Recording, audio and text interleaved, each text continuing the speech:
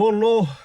Just another, well, first bush trip for a while, couple of months probably, month and a half. Since then I've been up the territory for a wedding and yeah, around the place. But yeah, just a little run down to Kalgoorlie, which could be an overnighter if I really wanted to push it. But we'll just see how we go today. If I only get down there today, then so be it. And get the job done tomorrow and then get halfway back to stay the night somewhere else on Wednesday night. But we'll just see how we go today. A bit late get going today. As you can see, it's actually daylight, so it's about 5:30.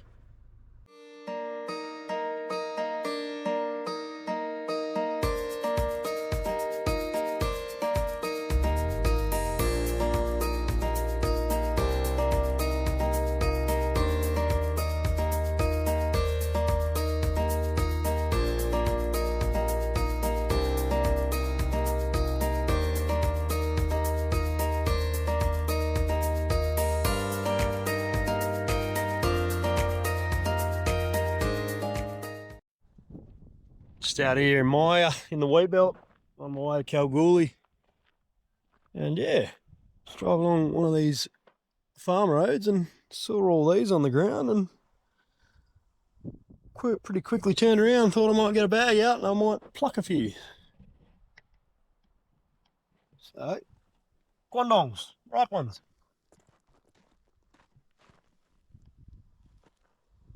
Look at them, red as red.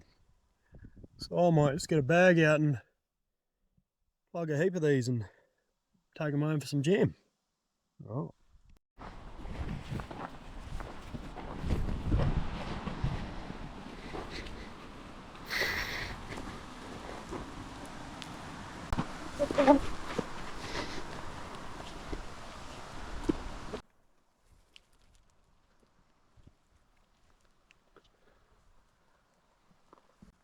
Mustn't be many emus around here because usually they're pretty quick onto them. Some of them are starting to split, which I don't know why they do that, to be honest.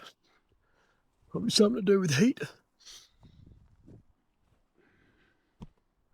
Alright, you don't need to watch me pluck them all, I'll leave you to it. Alright, got a bag, or half a bag here. That'll do for now. If I see any more as I go along, I'll fly over, but I've got all the easy to get ones here without climbing the tree. We'll see if there's any more as we go.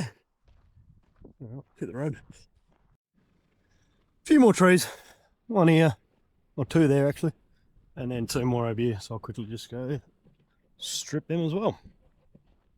Healthy looking crops out here, Maya. Bloody hell.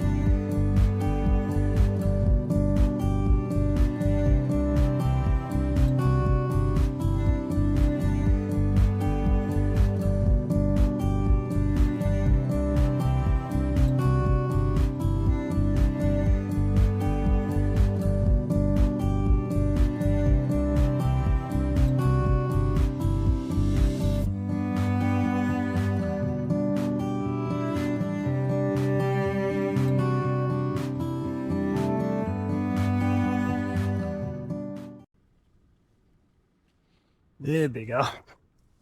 There's a fair few small ones here on this tree.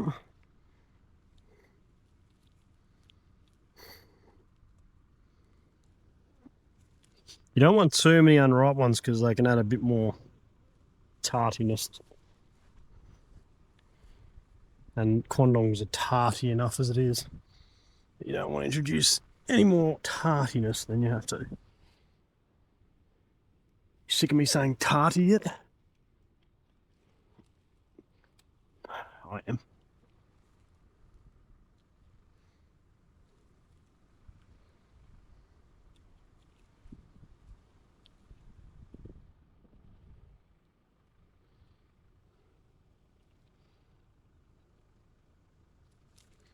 Cool. So that one, I'm not going to go get every single one of them. That ought to do.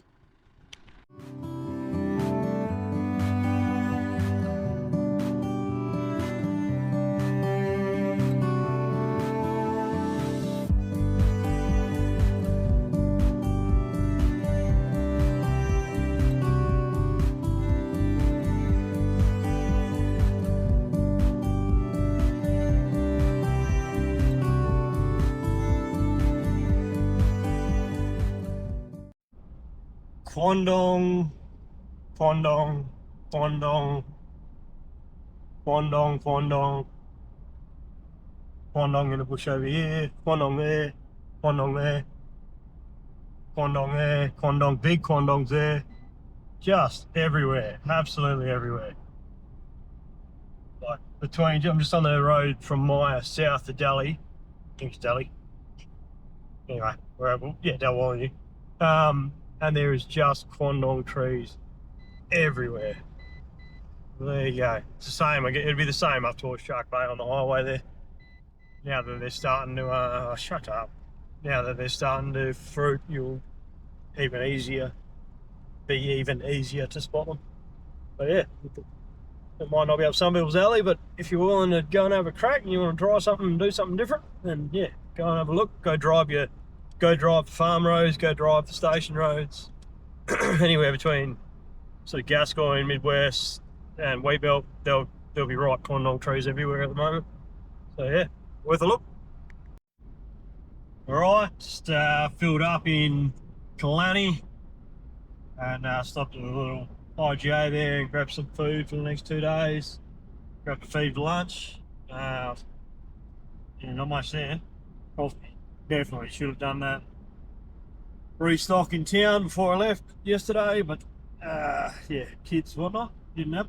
So yeah, now heading east from Kalgoorlie. I'll go past the Bonnie Rock there and then cut through the station country instead of going down to Southern Cross. Yeah, just to check out some cool shit along the way really and take the more direct route. Yeah, see what we can find. I've only got to get there today. I toyed with the idea of getting there, just beelining, getting there and getting a couple hours work in the Sabi, but ultimately I can't fly the drone until about 8:30, 9 o'clock tomorrow.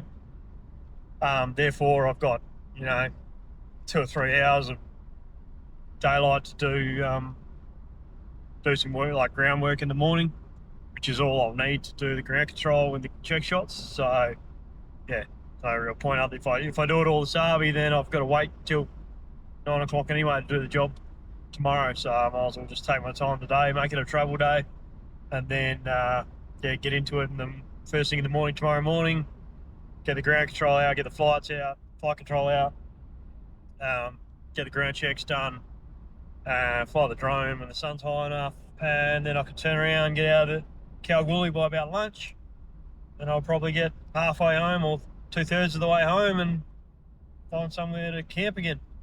Probably on this cusp of this station country again. I'm just probably just on the skirts now of the ag and pastoral regions. So yeah, probably the next bit of footage you see will probably be Valley Scrub or something. Well, can move. John Cena. That was a big. I'm sure someone's just been trying to do it. I don't know about. It's like, what did that guy say? Love me or hate me. Top shot with his head of media. He's literally doing that. Same five. Few more Kwandongs. Yeah. A little bit. Oh, these are big ones though. Yeah, is this big loaded bugger?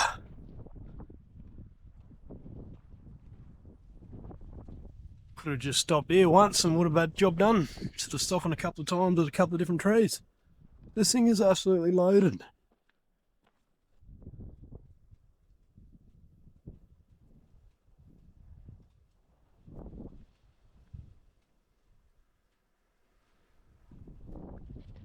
Alright, I'll fill the bag till it's full and finally be done.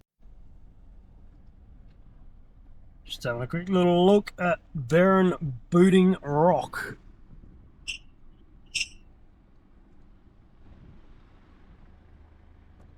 And that's non-potable.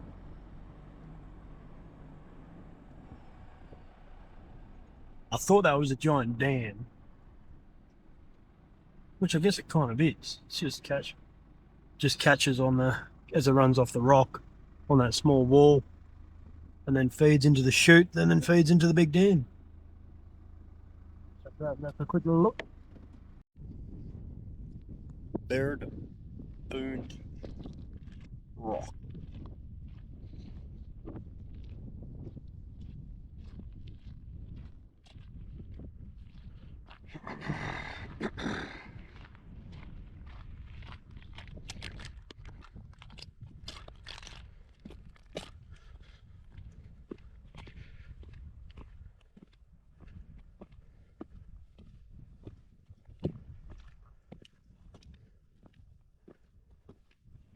All right. That's pretty cool. So it's just one big ball rock that catches all the rainfall, flows down, catches in here, catches against this low wall, and it all gets funneled.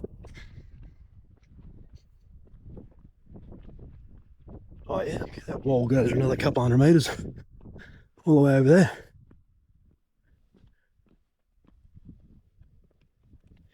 Yeah, it catches all the way into here and then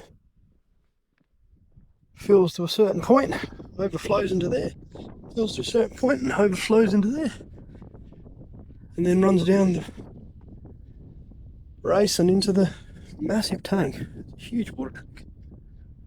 That's sick. But yeah, as you can see, goes all the way around there and then all the way. I'll stop at that big tree over there, and there's almost like a road up there as well. Oh, that's pretty cool.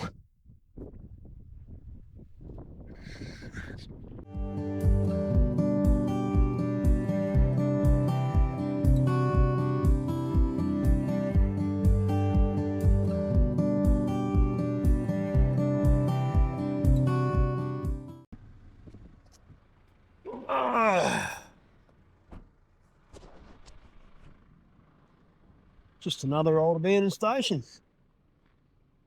which there's just a few concrete slabs lying around, which is really all that's left of the actual homestead, and then this little shed. So I'd say there's workings all over the place, so it's probably turned into a bit of a mine site eventually, or less test pits. Yeah, long gone in terms of being an active station. Again, no information on it. Metas is in number 2, half reasonable lit.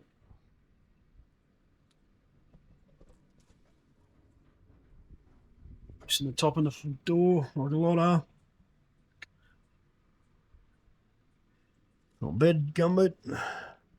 But yeah, not really much left. It was just a dot on the map, so I thought I'd quickly pull over and have a look. Not really knowing what to expect, but there's not a lot here. It's alright.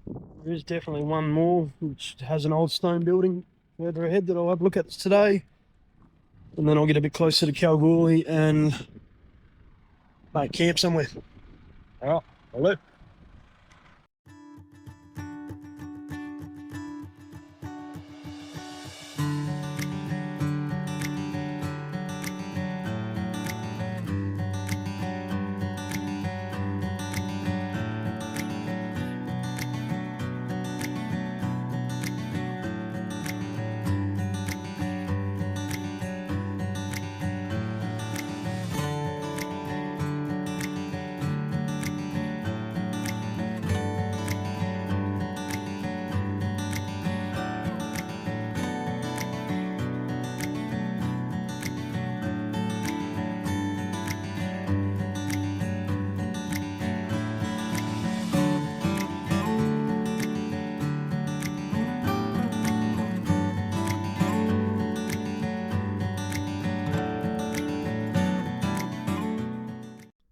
All right.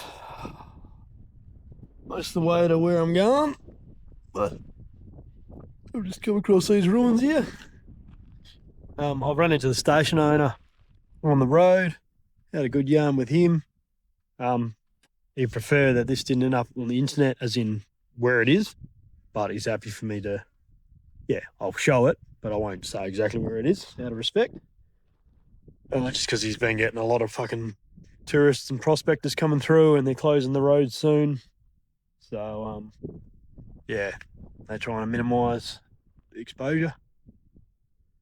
But you can see out here, it's all open paddocks and even fences. We're up into the station country now. We're a good 100, 150 kilometres out of the farmland, and that looks like they've tried to farm that at some point. They've cleared it all, at least, which is pretty interesting. Anyway, I wonder what's here. Look at all those fences. Maybe just house paddocks, I guess. And an old trough. It's just weird little stone walls.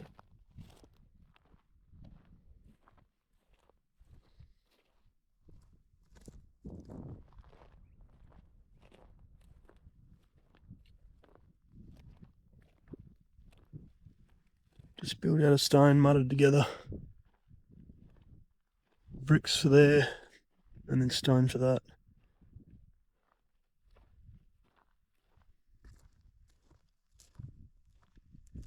Run around the outside first.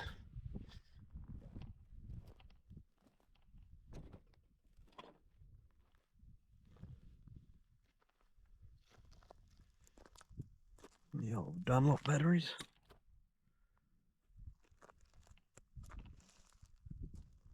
Interesting that it's, I guess, might be a workshop here. And the tyres, almost like the rubbish tip is at the homestead.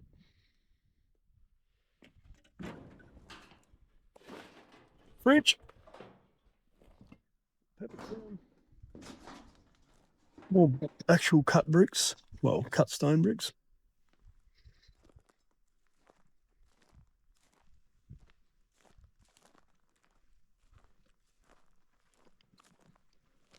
Some wire mesh.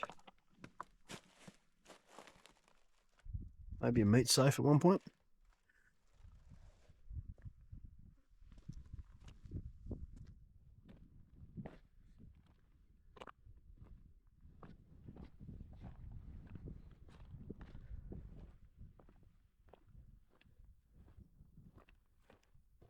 Plenty of water tanks.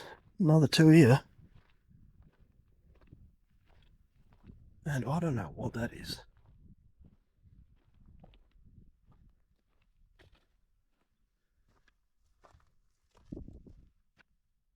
Maybe another water tank stand. I'd guess. Probably.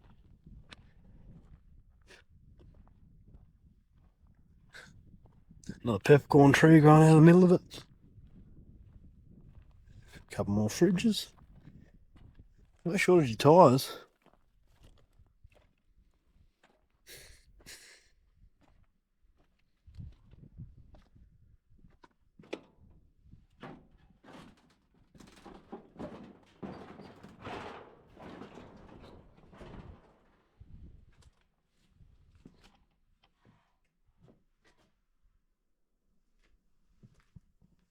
Cool little table.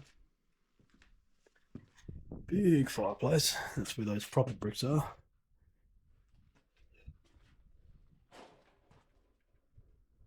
Stetton. Steen bricks. I'll have to look them up when I get back. Stein or Steen.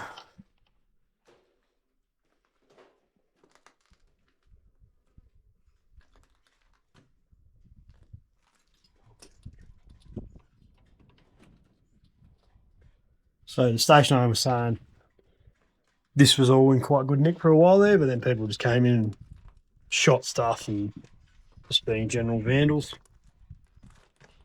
So unfortunately it's all really turned to shit now.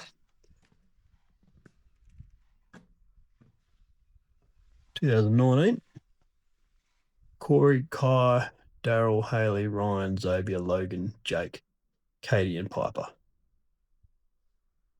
Mick, 2021. Bryce, 2020. Blairy, 78 in 19. Well, everyone feels the need to scratch their name in. Ella Michelle Lee, 2021. There you go.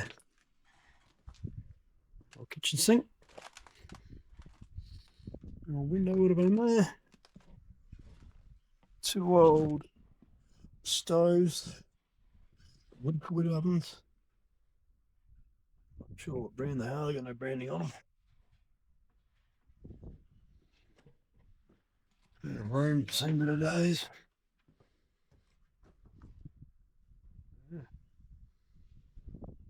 No, not much to it, unfortunately. And I don't really know much history about it. And yeah, we'll keep the name about it quiet, out of respect for the station owner, who doesn't want any more traffic out here, which is fair enough. But yeah, anyway, a couple old ruins. All right, I'm going to keep going. Still got a bit to go.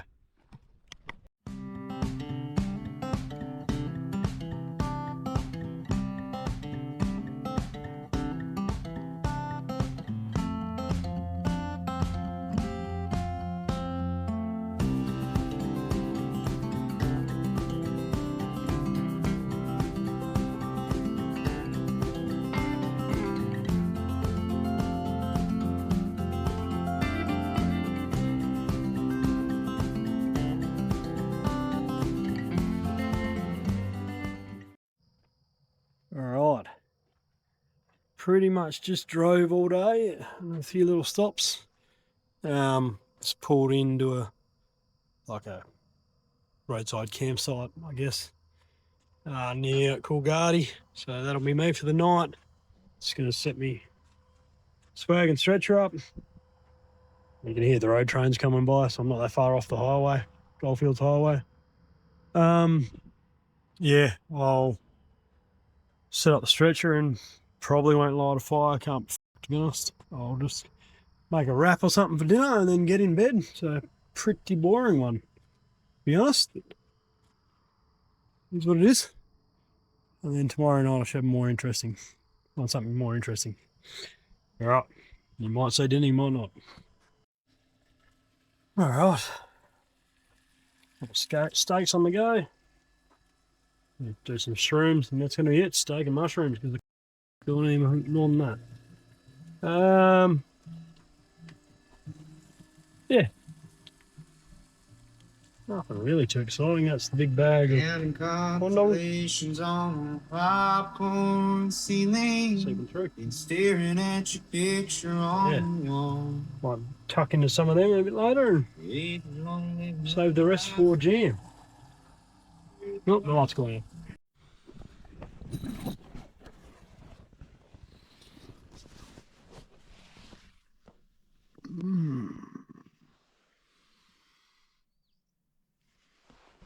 Yeah, it sun's up early. It's not even 5 AM. Alright, time to get up. Quickly boil the belly and boil the billy and keep going. On the road again. Alright. I was supposed to clean that windscreen, but I forgot. Alright, another 45 minutes drive and Inside. then we'll be there.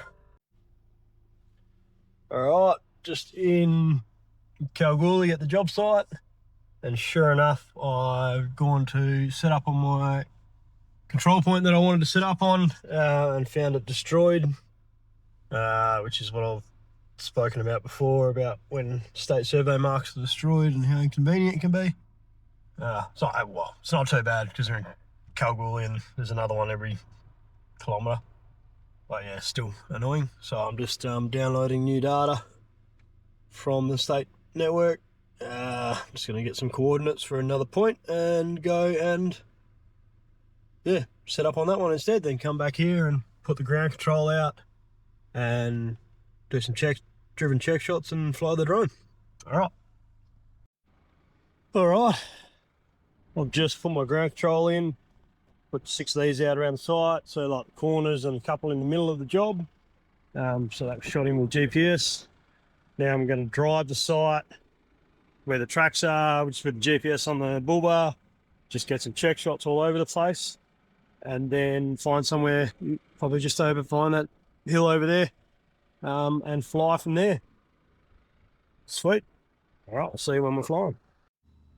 All right, set up the Matrix 350 with the L1 LiDAR on it. So we're going to do LiDAR for this job, not photogrammetry. We will get a site photo because it also has a little camera on the front as well. So we'll still get an aerial image, but we're actually going to be using the LiDAR data for this job. And actually the photos are used to colorize the LiDAR surface. So then when you get a 3D surface, it actually looks like the ground color that you actually see on the ground. But yeah, I'm just gonna go into my job, then do my pre-flight checklist, and yeah, go from there. All right, all done here in Kalgoorlie. Didn't take too long. Just got to go pull the base down, and I've actually got to drop a few packages off to some Kalgoorlie residents that I did the Variety 4 drive adventure with. So they ordered some photo books that I put together of the trip, so I got to go drop 2 of them off, and then I'll hit the road back to Gero. Yeah, wasn't much to it really, probably 3 hours work, another 10-hour drive back, but that's some of the jobs are like that. I'd rather that and be on site for 2 weeks straight. Anyway, get ya.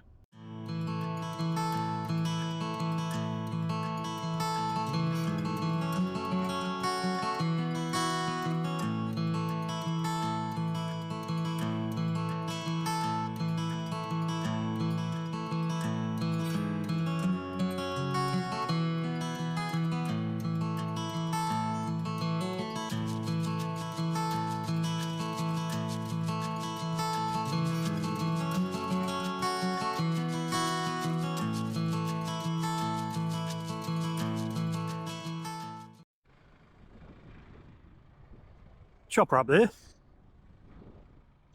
Just pulled over in Siberia. Or should I say the old town side of Siberia. It's pretty cool. Sea Corker, or Afghan Camellia. What's that chopper doing?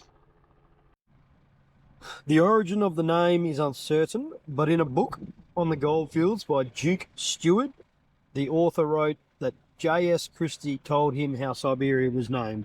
A swagman struck the track near the carnage and cut on a tree the words, "To hell or Siberia." There you go. It's pretty cool. The name Siberia may also have come from Siberia Tank, a nearby water supply for the area. What is that chopper doing?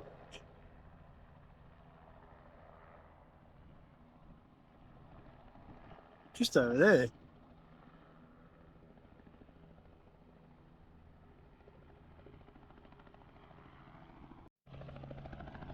Well, it's going to be loud because of that damn chopper, but we'll go have a look at these graves.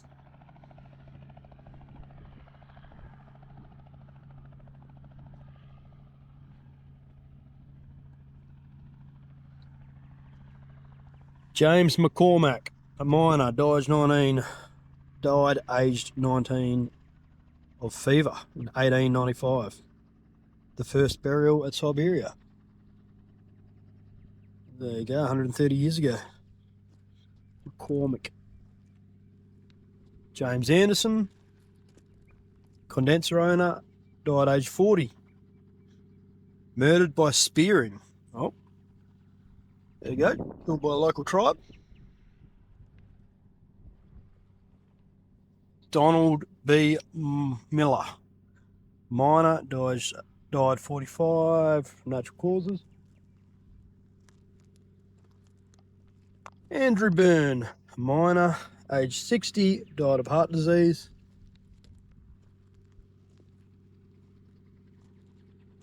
William Reed, minor, died age 66, died of asthma.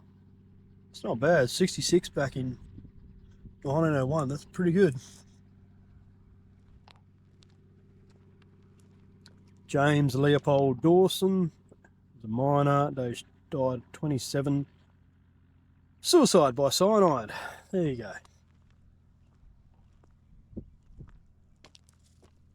Jackie lizard. Spooked him. William Robin Graves, prospector, died 71 of heart failure.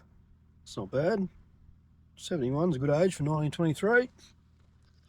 Walter David Betts, minor, died at age 50, natural causes. What does this sign say? Oh, it's just a list of them all. John Kirkham, dry blower, age 61, husband of Sarah Jane Kirkham. Again, good age for that time. Thomas Thistleton, alias Tom Lee, prospector and dry blower, died at 56. Suicide by strychnine. There you go. Cyanide, strychnine was obviously the popular way to top yourself back then. Nils Bengston, minor, 68, heart attack. John Dillon, died age 75 of senile decay. Poor bugger. We'd call that dementia or Alzheimer's now, wouldn't we? Infant Kirkham, died after 3 hours. Son of Mabel, Gertrude and James Kirkham. Poor little bugger. Not unexpected out here though, is it really? Giving birth out here and something goes wrong. Alright. Well, this is Siberia. There was a sign saying town site back there, but it looks like it's all levelled, so ain't really much to look at. I'm sure if you had like went over it with a metal detector or something like that, you'd find interesting little things, but I don't have time for that, so I'm going to keep going. So, that's why I'm pulled over here. I'm just going to put these tyre monitoring kits on these tyres just to monitor these tyres. So I'm going to go have a couple of 100 kilometres of gravel to go. And I won't be see bitumen for a while, so I'm going to chuck these on. And that way, if I do have a slow leak anywhere, I'll catch it before it shreds. Which I should have done years ago, to be honest, because I probably would have saved a lot of tyres, but here we go, I'm finally doing it. All right. All those tyre monitoring sensors are all on now. I even got them on the spares on the back. So I'm just going to set up a unit in the cabin. We'll be able to keep an eye on things. Another thing I'll do whilst I'm here is, because I've got a couple of 100 kilometres of travel, I'm going to go into four-wheel drive, is I will not rely upon the auto locking hubs. I'll lock the hub. If you're doing just short, you know, less than 50k, 20k of gravel roads, you just want to put it in four-wheel drive, use the auto, that's fine. Or just for short, serious off-roading, just to quickly get through something tough and then go back into two-wheel drive, that's fine. But if you're doing any sustained forward driving, you shouldn't rely upon the auto hubs. They are no good. They can blow up very easily because they are electrical. Yeah, don't rely upon them if you're doing any serious long time forward driving. Always lock them manually if you can.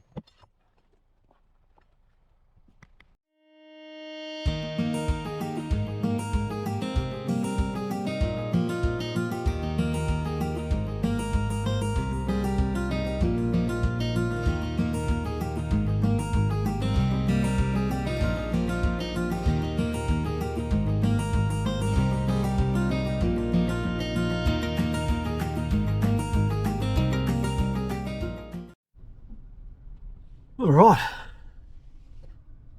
just in at Perranville Out Camp, which I visited quite a few years ago. But we'll just quickly get out and have a look. Look what's here, and yeah, pretty cool. It's pretty cobbled, I'll say. All right, we'll jump out and have a look. There's a big bull over there. I'll stay away from him. All right.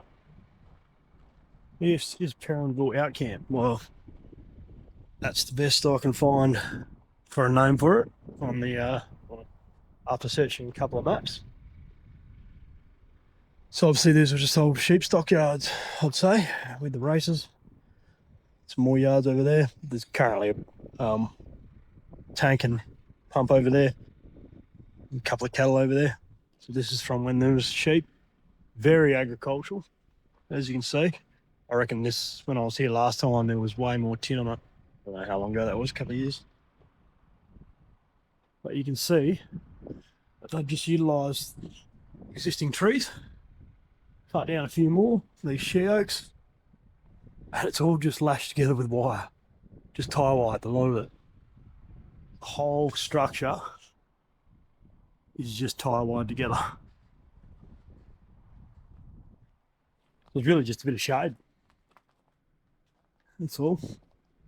I don't know if that, I guess, I don't know, they wouldn't shear here, you wouldn't think, unless it was hand shorn. They've just got these, what are they, 600 by 600 concrete slabs for flooring. Yeah, I guess, yeah, someone who knows a bit more about this sort of, what they used to do before the shearing sheds, because this could well have been a shearing shed just pre electric shears, and they might have just hand shorn them all on this area here and then fed them out. Or it could have been for drafting or loading or separating. Again, don't know enough about it and they're what they used to do. But yeah, pretty industrial. All the tins blown out there.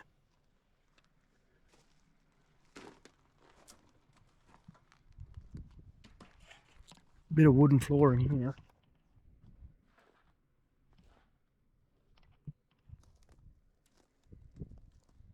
Just literally made of everything.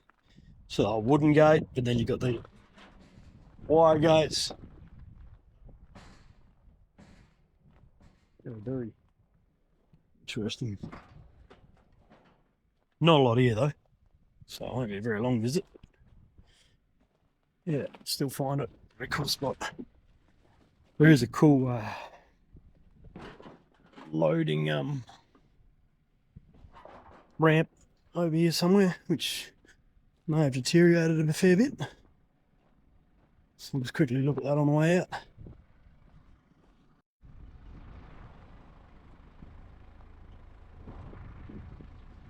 The old loading ramp was here, but I think it's deteriorated and gone. I think it's completely gone. It's shown. Yeah, I'll put the photo up anyway. Can't tell exactly where it was, but it was there. But I'll put a photo up from a couple of years back anyway. All right, back on the road.